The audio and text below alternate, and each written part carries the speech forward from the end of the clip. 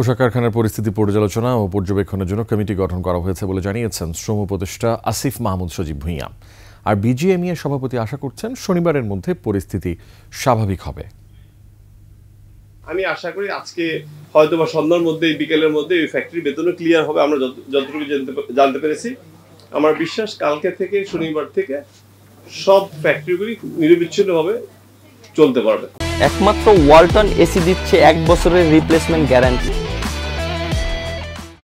আমাদের শ্রম অনুবিভাগের অতিরিক্ত সচিবকে আহ্বায়ক এবং শ্রম অধিদপ্তরের ট্রেড ইউনিয়ন ও সালিসির পরিচালককে সদস্য সচিব করে এই কমিটিটি করা হয়েছে।